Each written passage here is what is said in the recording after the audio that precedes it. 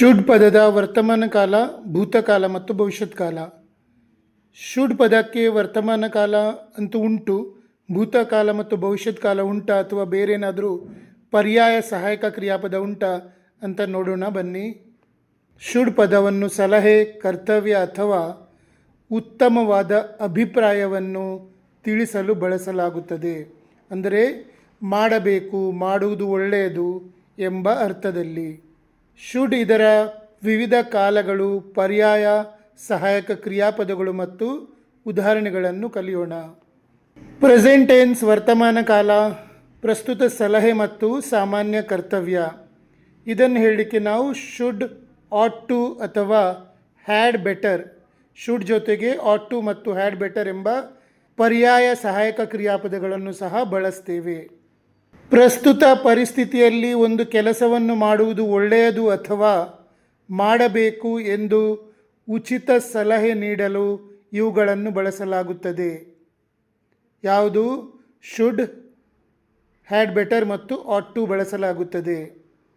Had ಬೆಟರನ್ನು ಕಠಿಣವಾದ ಅಥವಾ ಎಚ್ಚರಿಕೆಯ ಸಲಹೆಗೆ ಬಳಸಲಾಗುತ್ತದೆ.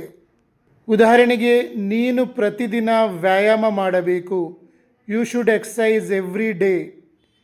ಅವಳು ಚೆನ್ನಾಗಿ ಓದಬೇಕು, she should study well. Ought to ಮತ್ತು ಹ್ಯಾಡ್ ಬೆಟರ್, ನಾವು ಹಿರಿಯರನ್ನು ಗೌರವಿಸಬೇಕು, ನೈತಿಕ ಕರ್ತವ್ಯ, we ought to respect elders. ನೀನು ಈಗಲೇ ಹೊರಡುವುದು ಒಳ್ಳೆಯದು, ಇಲ್ಲದಿದ್ದರೆ ತಡವಾಗುತ್ತದೆ, you had better leave now. Past tense ಭೂತಕಾಲ, ಗತಕಾಲದಲ್ಲಿ ಮಾಡಬೇಕಾಗಿದ್ದಾದರೆ ಮಾಡದೆ ಹೋದ ಕೆಲಸ. Should have plus verb third ಅಥವಾ ought to have plus verb third. ಗತಕಾಲದಲ್ಲಿ ಒಂದು ಕೆಲಸವನ್ನು ಮಾಡಬೇಕಾಗಿತ್ತು ಆದರೆ ನೀವು ಮಾಡಲಿಲ್ಲ ಎಂದು ವಿಷಾದ ಅಥವಾ ಪಶ್ಚಾತ್ತಾಪ ವ್ಯಕ್ತಪಡಿಸಲು ಇದನ್ನು ಬಳಸಲಾಗುತ್ತದೆ. Should have plus verb third. ನೀನು ನಿನ್ನೆ ಪರೀಕ್ಷೆಗೆ ಚೆನ್ನಾಗಿ ಓದಬೇಕಾಗಿತ್ತು ಆದರೆ ಓದಲಿಲ್ಲ, you should have studied well for the exam yesterday. ನಾನು ಆ ಮಾತನ್ನು ಹೇಳಬಾರದಾಗಿತ್ತು ಆದರೆ ಹೇಳಿಬಿಟ್ಟೆ, I shouldn't have said that.